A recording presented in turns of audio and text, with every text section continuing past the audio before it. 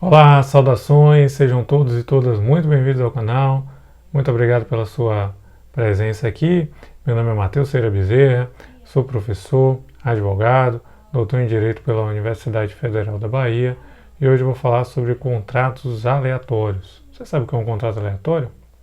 Bom, aleatório no direito, a palavra alea, ela mescla, né, a ideia de sorte, de revés, né, de risco. Então são aqueles contratos, quando a gente fala em contratos aleatórios, a gente vem falando sobre aqueles contratos que envolvem riscos. Então existe alguns contratos que trazem em si essa ideia de que algo pode acontecer ou algo pode não acontecer. Só para situar, na classificação dos contratos, esses contratos eles são classificados de forma paralela com os contratos comutativos. Nos contratos comutativos, nós já temos uma relação certa, pré-definida. Nos contratos aleatórios, nós também temos essa relação pré-definida. Só que nos contratos comutativos, essa relação ela deve acontecer. Nos contratos aleatórios, essa relação pode acontecer ou não. Por exemplo, no contrato de compra e venda, se você vai fazer a compra e venda de um livro, por exemplo, então nós vamos ter aqui que você vai pagar, olha, o livro custou R$100, você paga R$100 e você espera receber o livro. Essa é a ideia do contrato de compra e venda. Você entregou um bem e recebe um dinheiro, ou você é quem vai pagar o dinheiro para receber um bem. Então, o contrato de compra e venda ele passa por isso, por essa maior certeza da relação. No contrato aleatório, nós temos a ideia de um risco. Então, quando você contrata um seguro para que aquele seguro ele venha cobrir um risco, aquele risco ele pode acontecer ou não.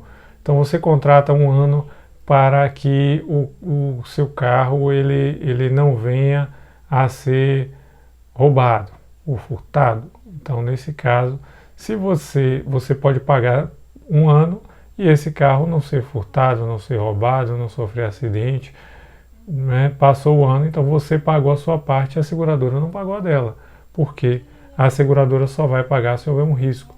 Da mesma forma, você compra um bilhete premiado, compra um bilhete da Mega Sena, você vai lá, jogou os números. Se os números combinarem, você teve a sorte, eles vão pagar. Se não combinarem, você não vai pagar. Então é algo que depende. Você pagou, mas não pagou para ter aquele retorno. Você não pagou para ganhar um prêmio. Você pagou para concorrer ao sorteio. Então são coisas distintas. Em um determinado contrato a gente já tem essa relação já estabelecida do equilíbrio entre as duas obrigações. No contrato aleatório, não. Essa obrigação ela pode vir a acontecer, pode não ser a quantidade esperada também. Então, isso é algo a ser definido de acordo com o elemento futuro. Nós vamos ter duas espécies de contratos aleatórios.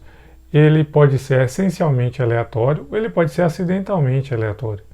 Você pode ter um contrato que já nasceu aleatório, então aquele contrato, digamos que já envolve um risco, que o risco já é previsto, né, já tem toda a sua incerteza junto a esse contrato, ou você pode transformar isso num risco. Então você pode ter um contrato acidentalmente aleatório.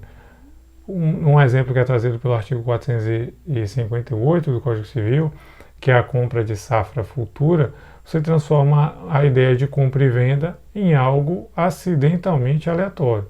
Então, digamos assim, a princípio é uma compra e venda. Então, se você vai comprar sacas de feijão, é uma coisa. Você tem ali, eu quero comprar 50 sacas de feijão. Então, você tem um elemento certo, você vai ter um valor definido. No caso, quando você fala em safra futura, você contrata um produtor e diz, olha, eu quero pagar tanto pela sua safra. Eu estou vendo aqui a sua fazenda, tá tudo plantado, eu vi a extensão, e aí quanto der, tá certo. Pode dar 100 sacas, pode dar 110 sacas, pode dar 50 sacas ou pode não dar saca nenhuma. Então, pela ideia dessa questão da incerteza pelo futuro, pode ter o bem ou não. Pode haver também uma estipulação em relação à quantidade do bem. Aquele bem ele pode vir numa quantidade esperada também ou não vir naquela quantidade. Você trazer simplesmente, digamos, contratar ao que vier, mas desde que venha algo. Então, nesses casos, quando o adquirente ele faz esse contrato aleatório, ele não fica, digamos assim, desobrigado se não houver o bem ou se o bem não chegar na quantidade esperada, porque foi um risco. Então, se eu mesmo propus ao dono da fazenda, dizer, olha, o que der aí de safra, deu. Se não houver a demonstração de que houve um dolo da parte, ele simplesmente parou de cuidar da safra porque perdeu a responsabilidade sobre aquilo ali, porque já estava vendido. Se eu demonstrar realmente que não houve o dever de cuidado, não regou corretamente, não adubou corretamente, não cuidou daquela plantação, haverá aí a possibilidade da devolução do valor que já foi pago ou desobrigando a pessoa de pagar, o adquirente de pagar.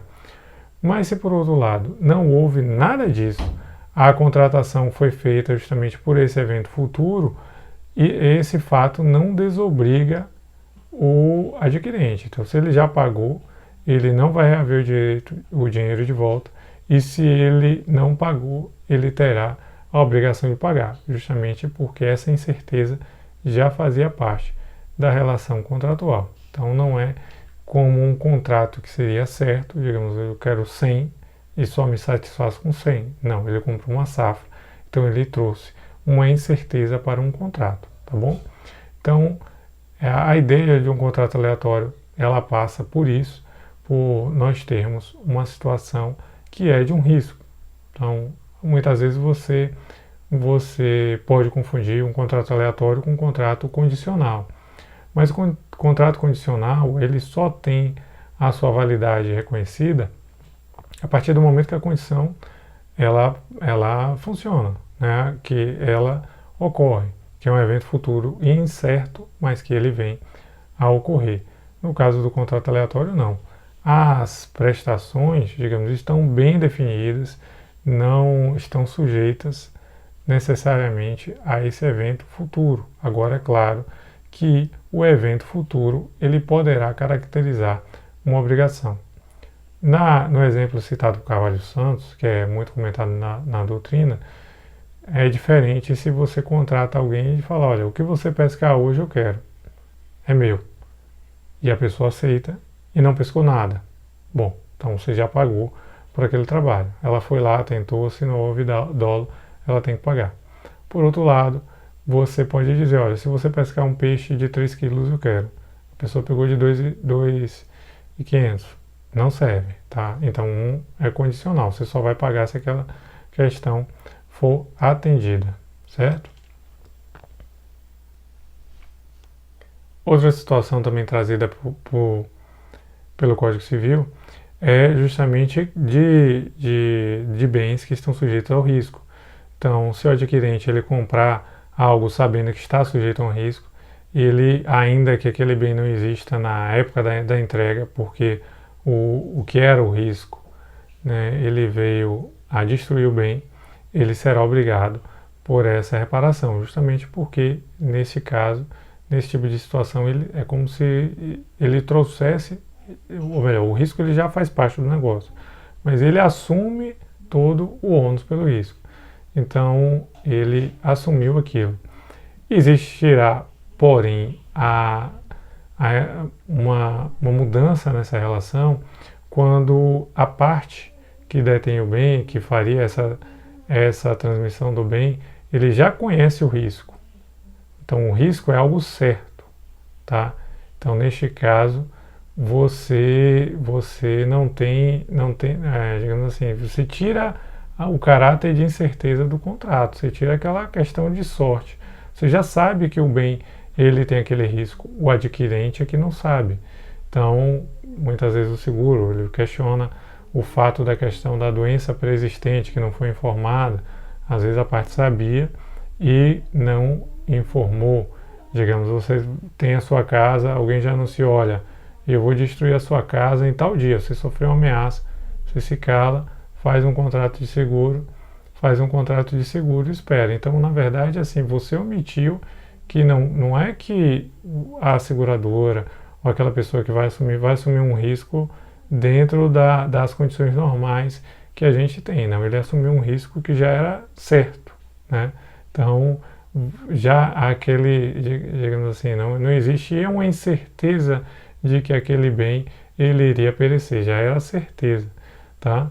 Então, neste caso, havendo um dolo, havendo outro vício nessa manifestação, uma omissão dolosa da parte sobre o risco, pode haver aí um desfazimento do contrato com perdas e danos. Pode haver uma responsabilização por aquele que agiu dolosamente, mais uma reparação pelos prejuízos que forem causados. Então, o contrato aleatório, ele trabalha com uma incerteza. Porém, se você tem completa dimensão do risco que vai acontecer e que aquele risco, digamos assim, não é uma incerteza, é uma certeza,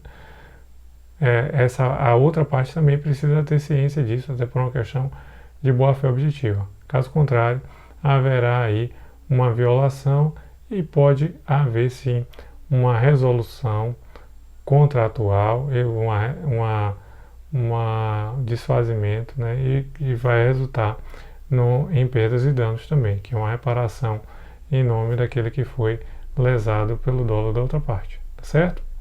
Então, se você gostou desse conteúdo, se te ajudou a entender um pouco mais sobre contrato aleatório, peço que deixe aqui a sua curtida. Caso tenha surgido alguma dúvida, alguma sugestão a ser apresentada, peço que deixe aqui nos comentários, tá bom? Muito obrigado. Até a próxima.